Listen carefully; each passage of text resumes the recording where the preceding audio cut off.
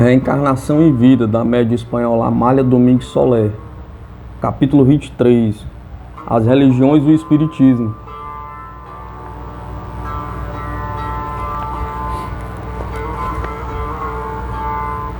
A fonte e o mar. Junto ao mar, de um penhasco brotava fonte humilde que nele destilava, gota a gota, de seu límpido caudal, e lhe disse o mar espumoso: que te manda atirar, lacrimosa? Em meio seu teu próprio caudal? Pergunta. Vasto mar, respondeu-lhe a fonte sem alardes, e em mansa corrente, de minhas pérolas te faço mercê, porque faltam em tuas ondas brávias. O que sobra nas lágrimas minhas, uma gota que apague a sede. Luiz Romero Espinosa. Do apólogo que acontece essas linhas impressionou-me tão profundamente a leitura, que não posso deixar de escrever algumas considerações sobre seu interessante assunto. Comparando as ondas do mar com as religiões e as comunicações com os espíritos que acalmam a sede das almas sedentas de consolo. Consolo que nenhuma religião presta às almas pensadoras, sei por experiência. Antes de conhecer o espiritismo, eu entrava na igreja, olhava as imagens das doridas virgens, dos cristos moribundos, dos santos milagrosos, olhava as relíquias dos mártires e me parecia que passava em revista uma coleção de antiguidades mais ou menos autênticas, permanecendo minha alma completamente muda, sem que minha cabeça apercebesse as batidas de meu coração e sem que sentisse a menor agitação. E não era por olhar com indiferença o que me rodeava. Muito ao contrário, eu desejava crer para poder esperar. Invejava as boas mulheres que rezavam fervorosamente ao pé dos altares e dizia com tristeza: que não faria eu para crer nos mistérios religiosos? Pergunta. Serei tão má que Deus me atira de sua igreja? Pergunta. E que me atira é verdade, porque essas imagens não me inspiram o menor respeito, nem são maravilhas artísticas. Como são medianas ou menos que isso, as destruiria imitando os iconoclastas do século XVII, do século XVIII, que não queriam o culto de imagens, e pior ainda, é que me rio das más esculturas e das ridículas figuras que vejo pintadas em grandes telas. E ainda que digo que a fé salva, não admito de maneira alguma que para adorar a Deus se façam bonecos de barro e se pinte estranhas caricaturas. Saí da igreja contrariada, porque queria crer em algo e não podia crer em nada. Mas aí não termina meu empenho. Voltava à carga com novos brios, visitando catedrais de luxo e templos. Ouvia distintos oradores sagrados e, ao terminar a função religiosa, murmurava com desalento, recordando a célebre frase de Agostinho: vaidades da vaidades, tudo é vaidade. Naquelas ondas brávias não havia um só gota de água que saciasse a sede da minha alma. Muitos anos estive batalhando, buscando nas religiões algo que me falasse de Deus. Recordo que, estando em Madrid, uma quinta-feira santa pela tarde, saí da faustosa igreja de São Sebastião, onde se encontram todos os ricaços da rua Atocha, e me dirigi à humilde rua de Calatrava, onde estava situada uma capela evangélica. Era um salão grande e desarranjado, com paredes caídas,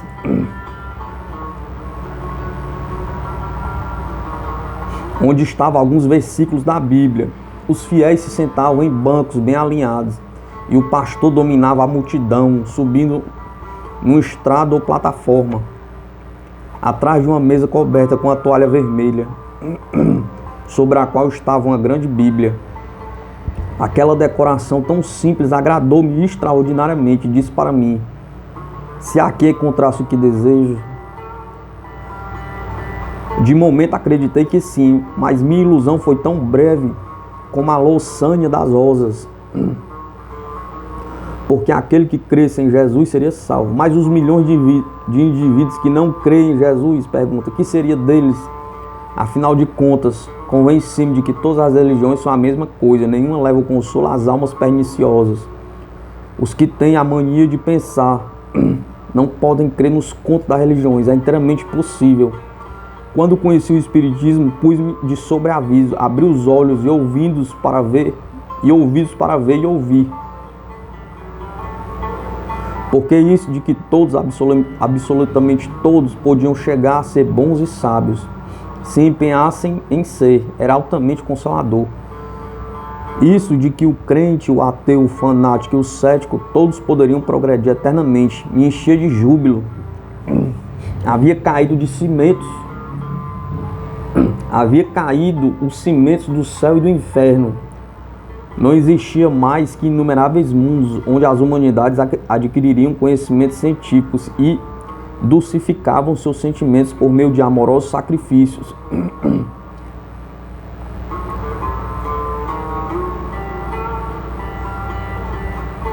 E isto se tocava, se via, não havia lugar para dúvida, porque os mortos falavam a terna mãe, o amoroso pai, o filho mimado, o amante arrebatado pela morte prematura. Todos se levantavam de suas tumbas e chamavam seus parentes produzindo ruídos, transportando móveis, jogando algumas pedras, outros flores, aqueles fazendo dormir moças inocentes que falavam e diziam coisas maravilhosas. E não a alucinação de uns poucos, era uma revolução geral no velho e no novo continente. Não era gente simples a que havia visto estranhos fenômenos, era também os sábios, os reis, os príncipes, os teólogos. A uma dada hora havia falado em todos os países as línguas de fogo, cumprindo-se as bíblicas profecias, e as comunicações dos espíritos não eram ondas brávias, eram as gotas da fonte que saciava a sede das almas atribuladas e sedentas. Oh, as comunicações dos espíritos! Nada há mais consolador nem mais persuasivo. Fizeram mais bem os médios falantes e escreventes que todos os mártires que morreram para defender seu credo religioso. Benditas sejam as comunicações dos espíritos. Oh sim, benditas sejam, me diz um espírito, não sabes ainda o imenso consolo que prestam. Porque não te viste num desses transes horríveis em que a justiça humana se apodera de um criminoso e o condena à morte. Eu sim vi-me em minha última existência ao pé de um patíbulo. Matei um homem com loucura. O mais feroz dos ódios levantou meu braço e feri a fundo. Uma só punhalada bastou para matar meu rival. Não me esquivei do castigo. Eu mesmo entreguei-me à justiça dizendo: matei-o porque queria arrebatar-me. Matei-o porque queria arrebatar-me a mulher de meus sonhos, e se ressuscitar 100 vezes o mataria. Estou satisfeito comigo, não me importa morrer. A mãe de minha vítima era uma mulher de grande influência social e trabalhou infatigavelmente para levar-me ao cadafalso. Mas a família de minha adorada também era rica e poderosa e empregou todo o seu prestígio para salvar minha vida. Como lutavam forças iguais, o processo durou longo tempo, até que finalmente me condenaram à morte. Então ficava-se na capela 3 dias, e grande número de sacerdotes empenhou-se para obter minha confissão, mas neguei a confessar e guardei silêncio. A segunda noite que estive na capela, deitei-me dizendo que me deixassem só, e em parte consegui, porque meus guardiões se afastaram um pouco do meu leito, e daí a pouco vi diante de mim a sombra de minha vítima, não ameaçadora e vingativa, mas doce e sorridente. Fiquei assombrado, e mais cresceu meu assombro quando me disse muito tranquilamente: vão matar-te porque pensam que estou morto, e estou vivo. Mas meu ódio, sim, não está vivo, este morreu. Já não sou teu rival. Fui durante muitos séculos, sempre quisemos a uma mesma mulher. Vi depois de minha morte muitas páginas de nossa história e chegou o momento de nossa reconciliação. Vim para dizer-te que não morrerás no patíbulo. Trabalhei para conseguir o indulto da pena de morte. Amanhã, confessa-te, mostra arrependimento. Convém fazeres assim e voltaremos a nos ver. Não reveles a ninguém que me viste. E a sombra desvaneceu-se. Que senti então? Não sei, mas surpreendi-me do ocorrido. Confessei no dia seguinte e soube que se havia posto em jogo as maiores influências para alcançar o indulto. Estive rodeado de muitos sacerdotes e junto a mim vi de novo a sombra de minha vítima, que apoiando o indicador em seus lábios disse-me claramente com seu gesto que me calasse. Calei-me e na manhã seguinte, tranquilo e sereno, subi as escadas do patíbulo. O verdugo e seus ajudantes trabalhavam com lentidão e mal. A sombra se encarregava de que seus movimentos fossem tardios. Já me haviam sentado e a sombra seguia junto de mim. Logo se ouviram gritos: o indulto, o indulto! E efetivamente o bispo da diocese, rodeado de um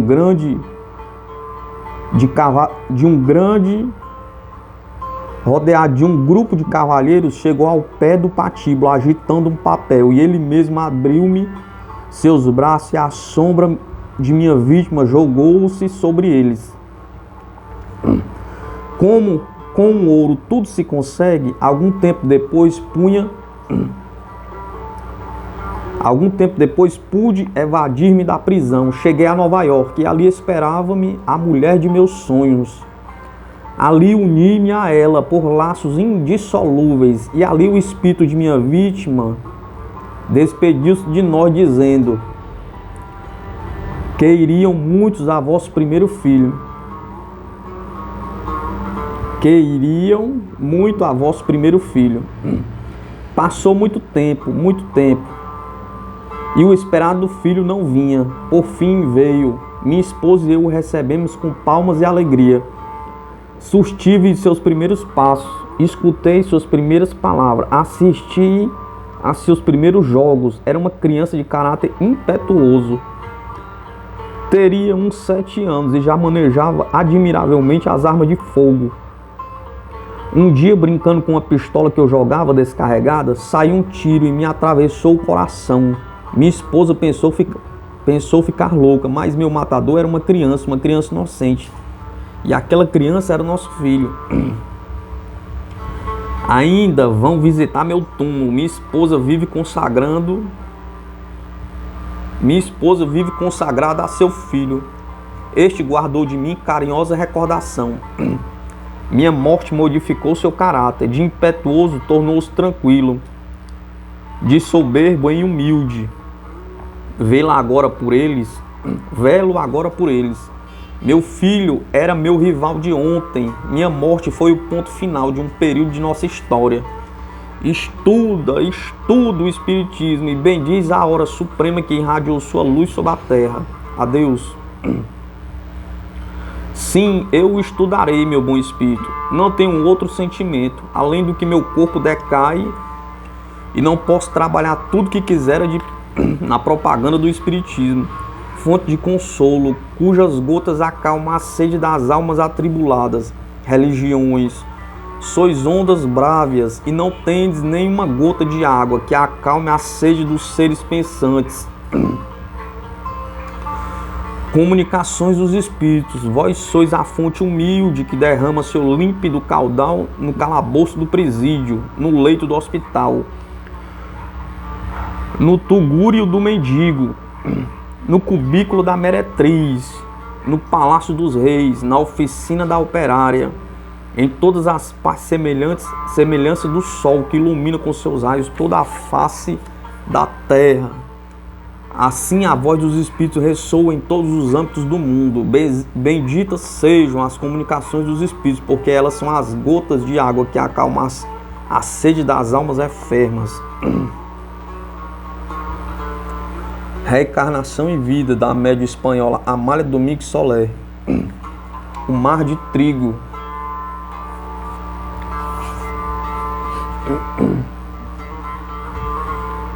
Em 24 de dezembro de 1887 ocorreu um lamentável acontecimento que os jornais de 25 contaram o seguinte modo: a dupla desgraçada de ontem. Ocorreu às 3h30 da tarde no porto de Barcelona. Uma família aragonesa, composta de mãe viúva, uma filha casada e um filho solteiro, já moço e convalescente de uma grave enfermidade, que se achava à referida hora, sentadas as duas primeiras, em um lance de uma escada no porto de Barcelona e, de pé diante delas, o último desfrutando os benéficos raios do sol para livrar-se do frio que reinava. E bem distanciados todos, sem dúvida alguma, da horrível desgraça que lhes ameaçava. Do referido porto se estava procedendo, segundo parece, a perigosa operação de amontoar a granel o trigo descarregado de um dos navios ancorados. E seja por haver franqueado um lado da muralha ou borda que, para conter o trigo amontoado, se costuma formar com sacos cheios de referido grão, ao redor do lugar que se destinava ao objeto. Ou seja, que o peso do trigo rompesse a ligadura que atava a lona que o cobria. O caso foi que o trigo amontoado correu precipitadamente aquela direção, caindo como um avalanche fora do porto, pela parte onde se achava a família acima mencionada. 2 desses indivíduos, as 2 mulheres, ficaram instantaneamente sepultadas. O filho, ao ver se derramasse grão, apressou-se imediatamente a ir em ajuda daquelas, e quando ia estender as mãos à sua irmã, que o havia segurado por uma perna, um saco que caiu do porto lhe bateu com força no peito, lançando no chão a distância regular. Pelos gritos que deram, os que presenciaram o acontecimento viram trabalhadores com passo para separar o trigo, em cuja tarefa os ajudaram muitas outras pessoas. Mas, por mais que trabalhassem com afinco, tardaram um bom tempo em dar com o corpo daquelas 2 infelizes, que ao serem descobertas estavam já inanimadas. As 2 morreram por asfixia, demonstrando a circunstância de ter a boca aberta e cheia de trigo, que se introduziu ao querer respirar. O jovem ficou, como podera supor-se, preso no maior desespero, ao ver ante si os cadáveres daqueles seres queridos, com quem minutos antes conversava alegremente e sem o maior leve pensamento do que poderia colher-lhes tão horrível provação. Um detalhe: ao separar o trigo do lugar do acidente, foi achado vivo, junto à parede do que estava encostado, e de pé, um cachorro pertencente à família vítima do nefasto acontecimento. Um operário que contemplou aquela horrível catástrofe murmurou em tom silencioso, assinalando os dois cadáveres. Que contraste! Enquanto um grande número de trabalhadores sem serviço morrem de fome, estas 2 infelizes morreram afogadas no mar de trigo. Quando lemos o anterior relato, nos impressionou profundamente, como era natural, lamentando a morte daquelas pobres mulheres. Mas nos impressionaram mais ainda as palavras do operário. Estas foram para nós uma advertência, um aviso que aproveitamos, perguntando ao Espírito que guia nossos trabalhos, se as palavras do operário encerravam o compêndio de uma história de horrores. Nosso amigo do invisível nos disse o seguinte: tendes um refrão ou adágio nesse planeta que diz: voz do povo, voz do céu. Nunca uma inteligência simples esteve melhor inspirada que a desse filho do trabalho, contemplando as mulheres afogadas no mar de trigo. Sabeis que as mortes violentas obedecem sempre ao cumprimento de uma lei ineludível, de dar a cada um segundo suas obras. Muito grandes são as culpas cometidas pelo espírito, quando tem que morrer violentamente, quando não pode preparar seu ânimo para esse momento supremo em que há de separar-se dos seres queridos, rompendo esses laços humanos que constituem indubitavelmente a todo de sua vida terrena. O ato da morte, filosoficamente considerado, não é mais que desprender-se de um traje mais ou menos pesado, ficando ao espírito seu perispírito e com este todas as sensações da verdadeira vida, pois que ao abandonar a terra não perde nem o entendimento, nem a memória, nem a vontade, e não deixa de ser sensível e doloroso a abandonar lares onde foram escritos alguns capítulos mais ou menos interessantes da história eterna do espírito. Se é triste despedir-se dos lugares onde se viveu e se amou, muito mais violento é ver-se separado de improviso das pessoas amadas, sem haver podido falar-lhes essas advertências, esses encargos sagrados dos últimos momentos. Até os seres mais ignorantes cumprem e respeitam com um manto divino, como um manto divino. As mortes repentinas, seja sua causa qual seja, não duvideis, são um castigo que sofre o espírito. Castigo merecido indubitavelmente, mas porque uma sentença seja justa, não deixa de ser dolorosa a execução da mesma. Porque pensais que geralmente o semblante dos anciões adquirem essa expressão de doce serenidade e até se diz que os velhos se tornam crianças? Pergunta. É porque o espírito está intimamente contente de haver estado na terra o tempo suficiente, adquirindo os conhecimentos de que necessitava, saldando de uma vez as contas que se propôs a saldar. Poderá um ancião dizer: quanto me pesam os anos. Mas se naquele mesmo espírito pudesse falar enquanto seu corpo repousa, que se diria todo o contrário, pois pensa de modo diverso, aderido a um corpo achacoso ou desprendido de um organismo cujas múltiplas e importantes necessidades fatigam e deprimem o espírito.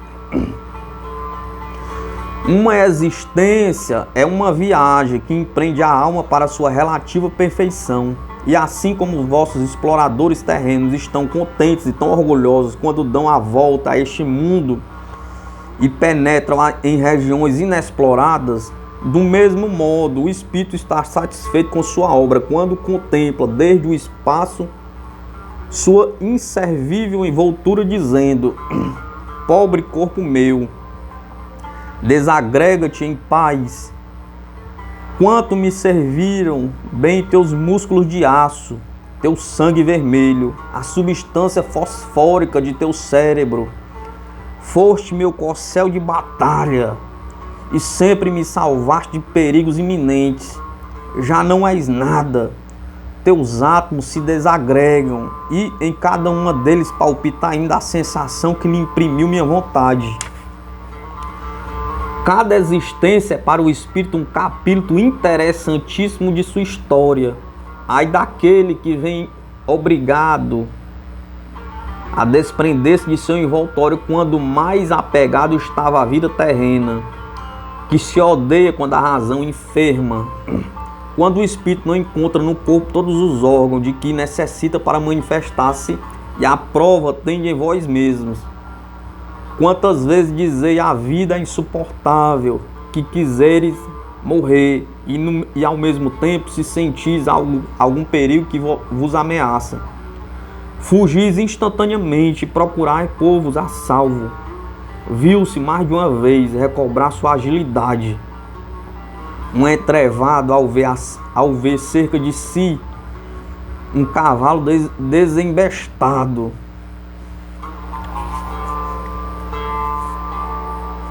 A prova que tendes também nos pedintes que, apesar de carecer de tudo que é indispensável para viver, alguns vivem anos e anos dormindo em diferentes lugares. Vereis que nem por isso atentam contra sua miserável existência. Ao contrário, habitua-se a privações, se embrutecem, porque a miséria embrutece, indubitavelmente, mas conserva um instinto de conservação, pois o amor à vida é superior a todas as dores. O espírito ama o seu corpo, por defeituoso e repugnante que seja, porque serve para seu adiantamento, pois a lei do progresso indefinido impõe essa união entre a alma humana e o organismo. São duas coisas que uma sem a outra não tem valor algum, pois se bem o espírito vive sem o corpo. No espaço também é certo que nos mundos como o vosso, e em outros mais adiantados, sem um organismo apropriado às condições do planeta em que queira habitar, não pode realizar suas empresas, não pode associar-se à vida daquele globo que o atrai por suas magnificências e pelas suas recordações que desperta em sua mente a permanência nele de seres queridos enlaçados à sua eterna história. Dos muitos erros que propagaram as religiões, um deles, o mais prejudicial, sem dúvida alguma, é o desprezo que fizeram do corpo humano, destruindo com silícios, golpeando com disciplinas, debilitando com jejuns, cobrindo com asquerosa sujidade. Isto fizeram as religiões em sua infância, e deste erro participaram algumas filosofias, não precisamente descuidando e olvidando as leis higiênicas que impõem o asseio, a limpeza e a moderação de sã alimentação, mas sim até que o chamais espíritas, dizem: ai, quando chegará a hora de deixar a terra, se me deixarem, vou estar no espaço séculos e séculos, sem este corpo que tanto me pesa, sem esta matéria tão exigente. A verdadeira vida é a vida do espírito. Estas inocentes exclamações conservam o sabor do idealismo religioso, que é a aniquilação do ser. Que pensais que pode gozar os espíritos no espaço, cujo adiantamento não lhe permite sair da órbita traçada por seu trabalho e por seu relativo progresso? Pergunta. Credes por acaso que desfrutam da glória pintada das religiões? Pergunta. Os espíritos no espaço também sofrem, também lamentam o tempo perdido em inúteis aturdimentos, também sentem a separação dos seres amados e as penas que estes sofrem. A vida do espírito guarda perfeita relação com suas múltiplas existências. Não sorri com o sorriso do justo que deixou a terra sem ter chorado e bendito. A crise da morte não antecipa os acontecimentos da história eterna do espírito. O que não alcance na terra ou nos mundos donde habiteis, com vossa abnegação e sacrifício, não obtereis por haver deixado um organismo deficiente para a vossa necessidade. Nada se ganha por assalto ou por lance da fortuna. Em regiões da verdade, tudo é pesado e medido pelas leis da mais estrita justiça. Os que não são mais que mediano em virtudes, em inteligência, não suspirem por deixar a terra, porque não conseguirão mais glória do que merecem vossos feitos.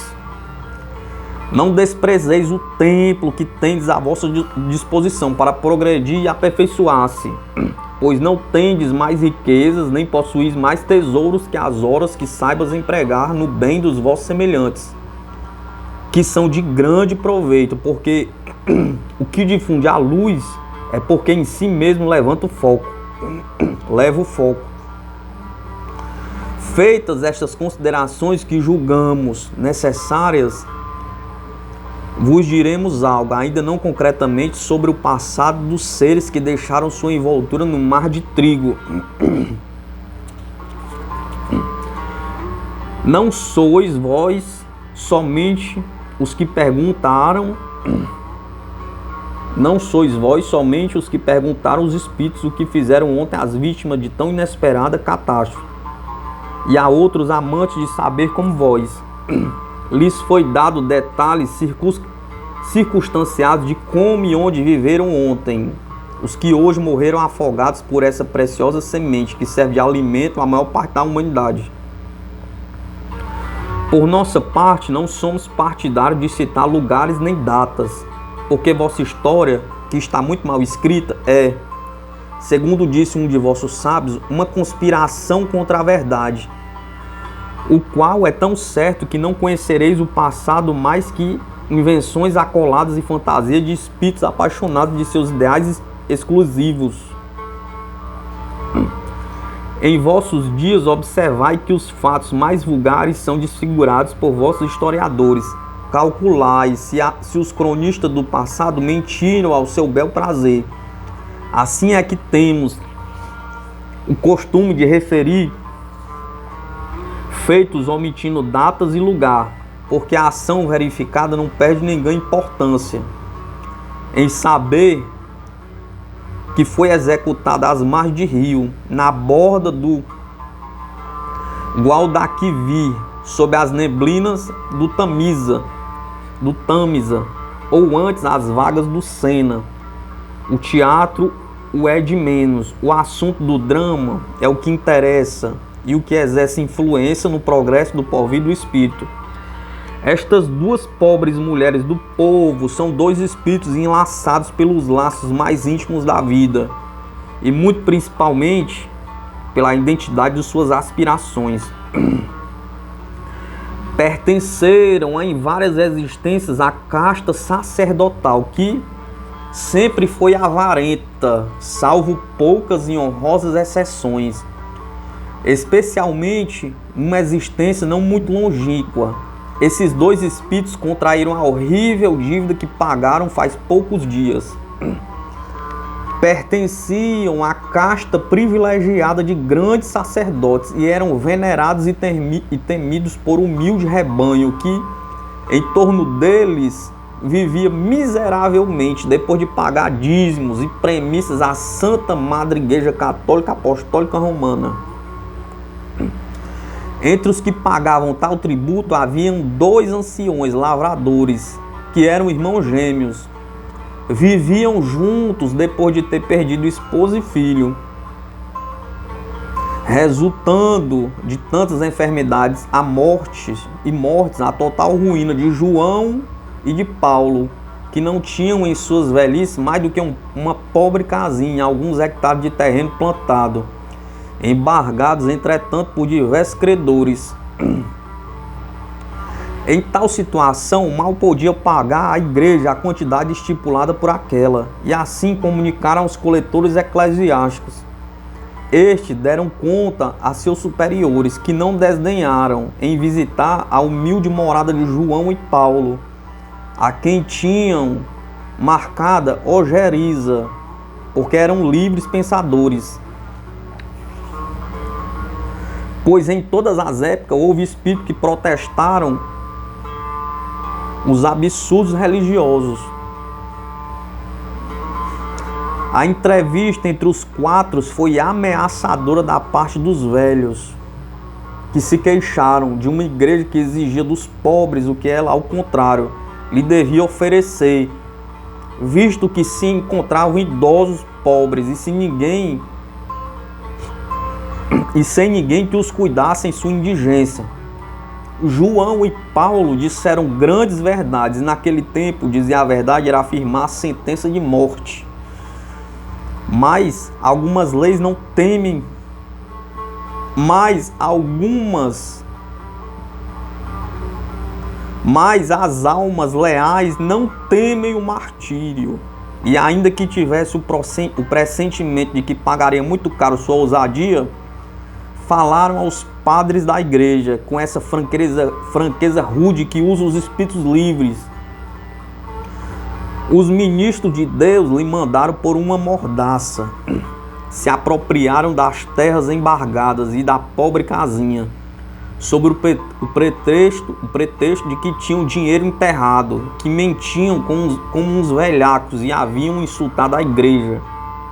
Os atormentaram alguns meses negando-lhe o alimento necessário, fazendo com que morressem lentamente de morte mais horrível, de fome.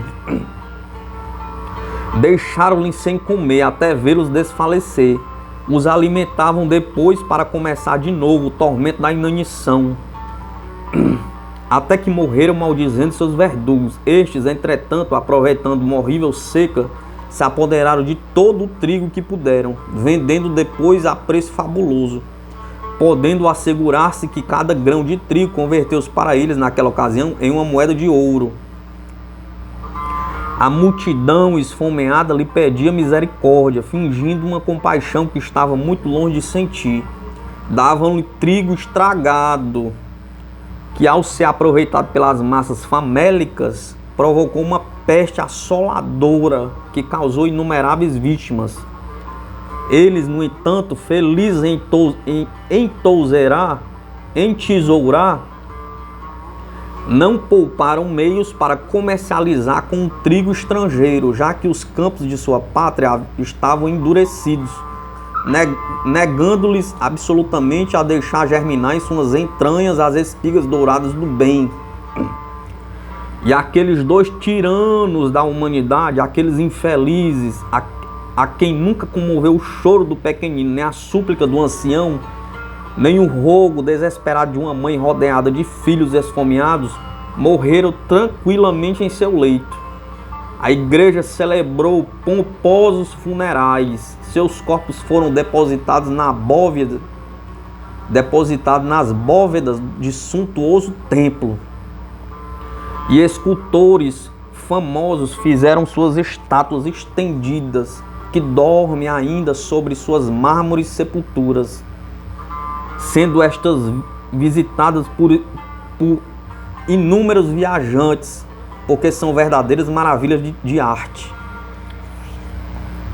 Assim é tudo neste mundo. Acontece à fossa comum os que deveriam ser canonizados, e são às vezes santificados, verdadeiros monstros da iniquidade. Mas que importa que na comédia da vida humana se represente papéis à semelhança dos que são representados em vosso teatro? Pergunta. Será rei o autor que se cobre com um manto de púrpura e coloca sobre a fronte imperial coroa? Pergunta. Não, breves horas dura seu efêmero reinado. Quando termina a função, quando o espaçoso coliseu fica deserto, o ator volta a ser o que era antes, um comediante mais ou menos afortunado. Pois exatamente sucede o mesmo ao espírito que abandona este mundo. Poderá já ter vivido em um régio castelo, e já poderá ter sido seu menor capricho uma lei imperiosa.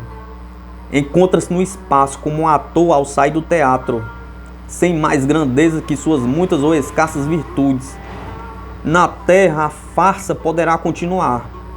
Poderá canonizar-se um verdugo da humanidade. Isto não impedirá que o verdugo volte a este mundo para pagar olho por olho e dente por dente, como sucedeu aos dois ambiciosos embaraçadores de trigo, que voltaram a este mundo em humilíssima posição e começaram a pagar sua dívida, morrendo afogados no mar de trigo, como todo grão alimentício que negaram às multidões famintas.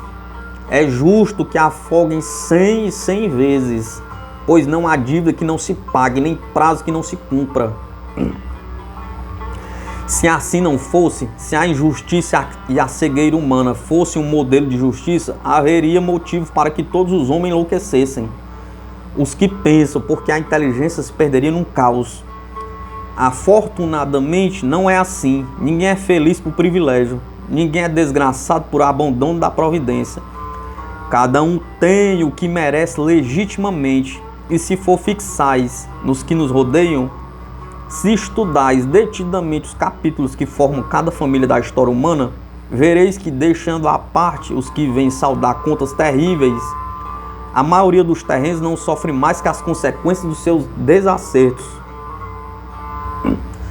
Muitos gemem na miséria, porque nessa mesma encarnação malgastaram o que possuíam.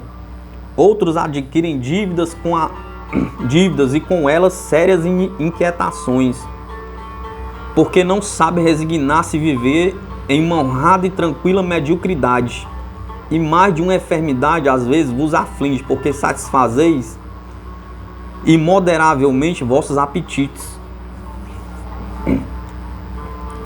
Criais o mal com vossas imprudências. Não esqueceis que relação igual guardam todos os atos da vida, que ninguém tem mais felicidade que aquela que ele mesmo criou.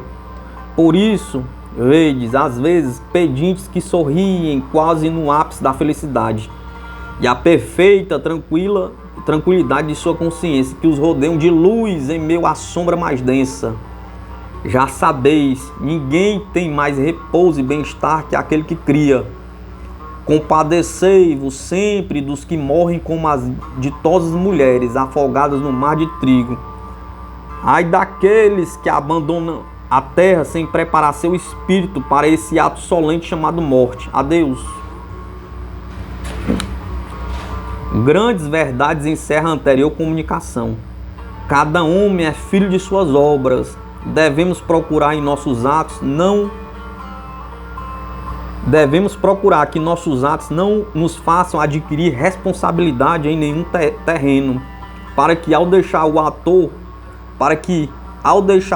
concluindo a função de teatro, no qual desempenhou o papel de rei por alguns momentos, ao tirar o manto da púrpura e arminho, fique-lhe com coisa própria, o mais leve pedaço de seu traje. Entesouremos virtudes praticando boas obras, para que, ao deixar a terra, ainda que exalemos nossos últimos suspiros em humilde albergue, a verdade de nossos feitos resplandece aqui e lá, e ainda que nossos restos sejam atirados na vala comum, tenha nosso espírito a imensa satisfação de exclamar: deixar a terra em paz com minha consciência e voltarei a encarnar sem nenhum temor. Feliz o que contempla seu passado sem arrependimento e sorri tranquilo ante a esplendorosa aurora do porvir.